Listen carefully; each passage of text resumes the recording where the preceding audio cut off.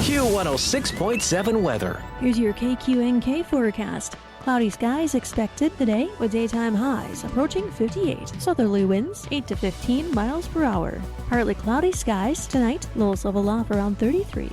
Slight chance for showers with fog in spots early tomorrow. Highs level off around 57. Showers likely Friday. Highs level off around 50. 62. Mainly clear skies Saturday. From the Weatherology Weather Center, I'm staff meteorologist Laura Lockwood. Currently 42. This Kansas Information Network update is brought to you by Eaton Roofing and Exteriors. I'm Britton Rucker, and here are today's top headlines from 12 News. Midwest Energy approves new electric rates. The average customer will see their bill increase about $6 a month each year over the next 3. The increase is to raise money for infrastructure improvements. We're learning more information in the case of a former TV news anchor charged in the death of her mother. Angeline Mock is charged with first-degree murder, but a judge recently ordered her to undergo a competency evaluation. According to an arrest affidavit, she told police she stabbed her mother because she believed she was going to kill her. And ICE arrests a man in Kansas accused of distributing terrorist propaganda. The man from Uzbekistan was arrested earlier this month while working in Kansas as a truck driver. You're listening to the Kansas Information Network. What's on your to-do list? Pick up groceries? Water your plants? How about getting vaccinated? We can help you check that off. You've got this. The Aging and Disability Vaccination Collaborative, powered by U.S. Aging, has partnered with community providers to make getting vaccinated your easiest to do. You've got this. With local vaccine events, access to transportation, in-home vaccinations, and on-site healthcare consultations, protecting yourself and your loved ones is not a chore anymore. So if you're age 60 plus or a person with a disability, get your yearly dose of confidence today. You've got this. Because we've got you. A message from the Aging and Disability Vaccination Collaborative, powered by U.S. Aging. Learn more at yougottthis.usaging.org. You've got this. Funded by the U.S. Administration for Community Living through a grant to U.S. Aging. This does not necessarily represent the views of ACL or the U.S. government. I'm Joanna with your KQNK News, brought to you by the Norton County Hospital, providing the best care right here at home. More Kansans will soon have access to expanded behavioral health services, thanks to a new multi-state grant aimed at strengthening certified community behavioral health clinics, or CCBHCs. The Kansas Department for Aging and Disability Services announced the award. The Kansas Department for Aging and Disability Services announced the award, which will be administered by the National Council for Mental Well-Being in partnership with the National Association of State Mental Health Program Directors. The funding comes from Balmer Group, a national philanthropic organization focused on improving outcomes for children and families. Kansas is one of 3 states selected for this initiative, which will provide training, technical assistance, and new tools to help clinics improve and expand services. State leaders say the investment will bolster the behavioral workforce, increase access to care, and help build a model that other states can learn from. The state currently has 26 community health centers, which offer a full range of mental health and substance use treatment services. These clinics provide crisis care,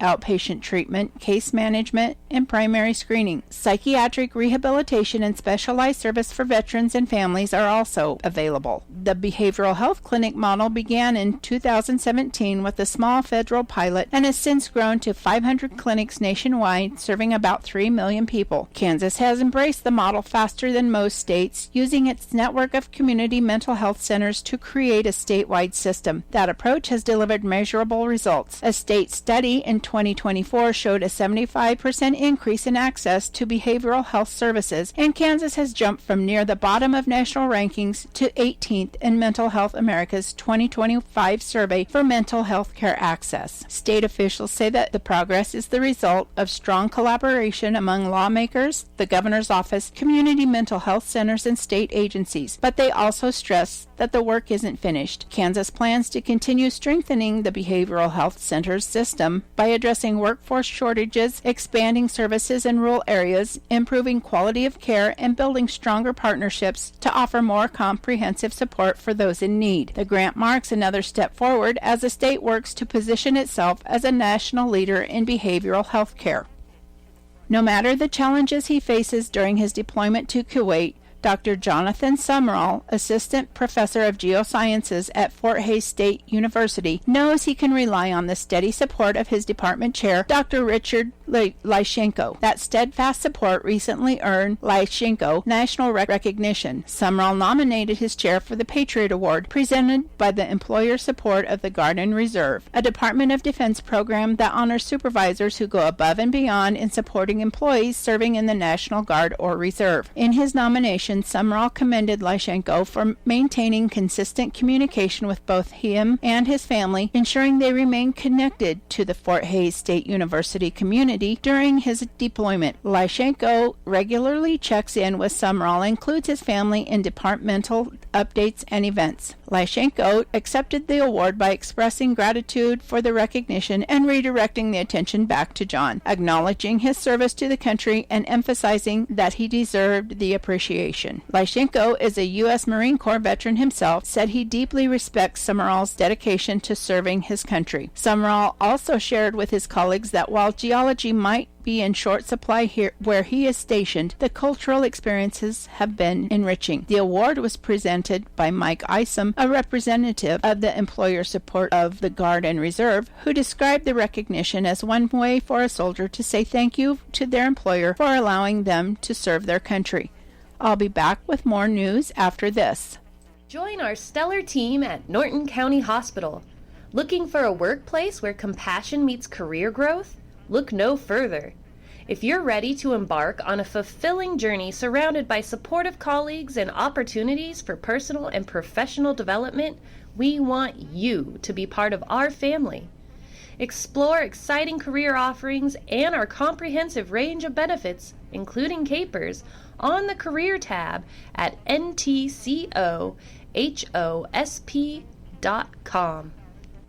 According to the unofficial minutes of the Norton County Board of Commissioners, Chairman Marvin Matchett called the meeting of the Norton County Board of Commissioners to order at 9 a.m. on November 10th in the Commission Room. In attendance were Chairman Marvin Matchett, Commissioner Richard Thompson, County Clerk Craig Renner, Road and Bridge Supervisor Ernie Sheets, and Landfill Supervisor Ted White. Weekly correspondence, year-to-date expenditures, mid-month bills, fund balances, and canvas materials were distributed to the commissioners. Supervisor Sheets reported that he needed to purchase steer tires for the graders. The low bid was from Garrett Tire. Commissioner Thompson moved to purchase steer tires for $2,261.10. Chairman Matchett seconded the motion. Motion carried 2-0. Supervisor Sheets wanted the commission to know that the department is needing to order replacement parts for the chains to go on the graders for the upcoming snow season. The cost is going to be around $2,000. Supervisor Sheets presented information on his search for a low mileage pickup for the county. He was asked to call on the local dealership for bids. Sheets requested that his department purchase a kinetic tow rope. A grader had recently gotten stuck, and it turned into quite an ordeal that could have been made easier and safer with a kinetic rope. 2 bids were presented. Commissioner Thompson moved to purchase a kinetic rope for $2,527 from STP Manufacturing. Chairman Matchett seconded the motion, and it carried 2-0. Supervisor White presented a change order on the landfill project to save the county $53,110. The change is not to put down a gravel road to the bottom of the pit. Supervisor White informed the commission that the gravel road only lasts a short time due to erosion. The KDHE has approved the proposed change order. No action is needed. Supervisor White presented an invoice from K-Hodge Earth Moving Incorporated in the amount of $47,316.21. Chairman Matchett moved to pay the invoice. Commissioner Thompson seconded the motion, and it carried 2-0. Supervisor White informed the commission that the track loader is back from the shop. He also stated that there have been issues with illegal dumping of mattresses, trees, trash, and a couple of instances with the impounded vehicle lot. He has made the necessary arrangements with the Sheriff's Office Department to remedy the situation. Jenda Jones joined the meeting to ask the Commission to review the vacation and sick leave policy. She stated that an exception similar to hers had occurred in 2018. The Commission stated that they wanted to visit with legal prior to making a decision. The commission asked Register of Deeds Wanda Vincent to join the meeting to review what the county had previously done in the past for midweek holidays. After discussion, Chairman Matchett moved that the holiday schedule be approved for the following time off: January 1st, New Year's Day, a half day on April 3rd for Good Friday, May 25th for Memorial Day, July 3rd, the day before Independence Day, September 7th for Labor Day, October 12th for Columbus Day, November 11th for Veterans Day, November 26th and 27th for Thanksgiving and the day after, half a day on December 24th for Christmas Eve, and December 25th for Christmas Day. Commissioner Thompson seconded the motion, and it carried 2-0. County employees Cherie Milnes, Kendra Butler, and Caitlin Skurdland joined the meeting. The county election official Craig Renner gave a report. The election statistics and results were reviewed. The provisional ballots were reviewed by the Commissioner and Canvassing Board. Each ballot was reviewed and tallied if qualified to vote. A total of 491 ballots were cast in Norton County. That was a 14% voter turnout. When canvassing concluded, Cherie Milnes, Kendra Butler, and Caitlin Skurdlant left the meeting. Commissioner Thompson moved to pay the mid-month bills. Chairman seconded the motion. Motion carried 2-0. Commissioner Thompson then moved to adjourn the meeting. With no further business, Chairman Matchett adjourned the meeting. I'm Joanna. Your KQNK News was brought to you by the Norton County Hospital. You can call the Norton County Hospital at 785-877-3351 for all your health care needs. Kansas Agriculture Network News. Good afternoon, everyone. I'm Spencer Dupuis. The Environmental Protection Agency and the Army Corps of Engineers released a new rule Monday on the waters of the U.S. or WOTUS law. Mike Davis, he's here with the details. Courtney Briggs, Senior Director of Government Affairs with the American Farm Bureau Federation, outlines some of the highlights. We applaud EPA and the Corps for drafting this rulemaking. There has been considerable confusion in the countryside over the definition of WOTUS. At first glance, this rulemaking looks to be a real positive step in the right direction. Briggs says the rule currently in effect did not reflect a critical Supreme Court decision released in the 2023 case Sackett versus EPA. The Sackett decision greatly narrowed the government's reach over private property. Unfortunately, during the last administration, the Sackett decision wasn't incorporated into that regulatory text. And we have long been advocating at ASBF for the agencies to come back and draft a rule that really respects that decision from the Supreme Court. Briggs says the next step before the rule is finalized is the public comment period. I have no doubt that farmers and ranchers throughout the country will be engaged in commenting on this rulemaking. We hope for finalization sometime next year, and we really do think that this rulemaking is going to inject a lot of clarity, a lot of certainty, not only for farmers, but the entire regulated community at large. For more information, visit fb.org. Mike Davis, Washington. Thanks, Mike. You're listening to Agriculture News right here along the Kansas Agriculture Network. You can't escape a traffic jam. Know what else you can't escape? Seasonal allergies. And you might think you can avoid that coffee stain until... Oh, really? You can't escape a lot of things in life, but you can escape prediabetes. Prediabetes captures 1 in 3 adults. There are usually no signs of prediabetes. In fact, most people don't even know they have it. But with early diagnosis, you can change the outcome and prevent or delay type 2 diabetes. Take action by taking the 1-minute risk test at doihaveprediabetes.org. You might not be able to escape having this song stuck in your head, but you can escape prediabetes. Go to doihaveprediabetes.org today. Brought to you by the Ad Council and the Centers for Disease Control and Prevention. Kansas Agriculture Network weather. I'm meteorologist Jennifer Wojcicki on the Kansas Agriculture Network. Well, it looks like we can expect to see another above average afternoon ahead for the entire state for today. Highs getting up around about the upper 50s for the north central and northeastern portions of Kansas. That area should be right around about the mid to lower 50s. So those will be our coolest spots. However, above average, it looks like the rest of the state should see highs in the 60s. Looks like a warm front is pushing through the region for this afternoon. Once we get to tonight, we'll start to see a cold front beginning to push through the region for primarily the western portions of the state. Our warmest spots lingering in the lower to mid 50s for the southeastern and south central parts of Kansas for overnight lows. Cooling as you go farther to the northwest and lingering around about freezing there. Along the system as well, it does look like we do have a chance for some rain showers coming in. Looks like ahead of that system, a better chance in the southwestern portions of the state with a slight chance for the northwest. And also expecting to see cloudy skies developing here for tonight as well. Mostly cloudy skies still expected for your day on Thursday. A little bit cooler as that cold front pushes through, again, mainly for the western parts of the state, lingering right around about the mid to upper 50s. Some of those areas right at average for this time of the year, that mid 50 degree mark. It does look like still lingering in the 60s for the south central and eastern portions of the state, as that system hasn't fully pushed through. But as we get through the day, it does look like a chance for some showers and thunderstorms for the morning and into the afternoon hours. And that'll continue into Friday, primarily for the northern portions of the state, as we see this cold front continuing to push through the region. Our coolest spots in the northwestern portions of the state, highs getting into the upper 40s, still a little bit on the warmer side for the mid to lower 60s for south central and southeastern parts of Kansas by Friday afternoon, with cloudy skies for most of the state as well. This is the Kansas Ag Network. When it comes to a gun suicide attempt, all it takes is a moment. My son Ricky took his life by the use of a firearm. It broke me, and I contemplated suicide.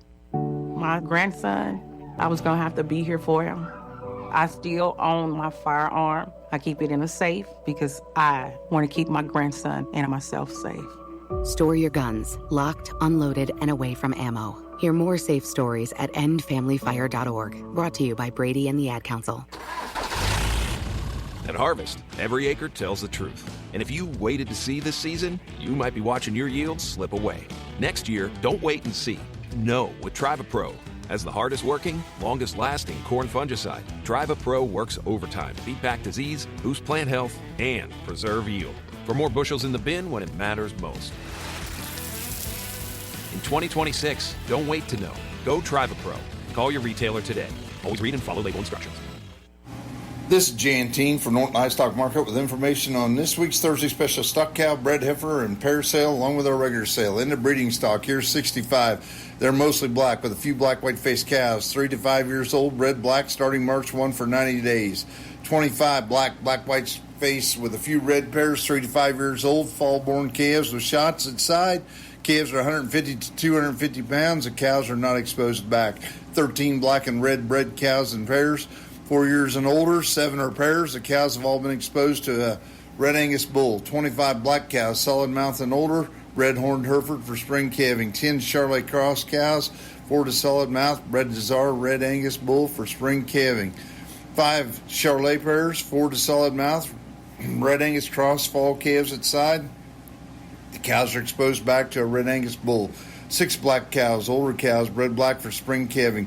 4 black white-faced pairs. They're older cows exposed back to a black bull. 10 mixed-colored cows, various ages, bred black or Charolais for spring calving.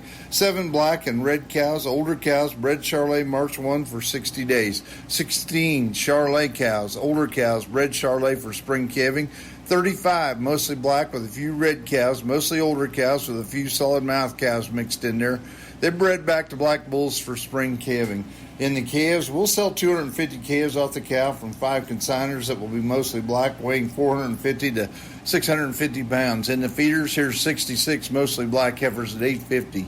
79 mixed-colored heifers, 850 to 9 1/4. 8 mixed-colored steers at 850 to 9 1/4. 53 mixed-colored steers off grass at 950. Hope to see you at this special auction. Thank you.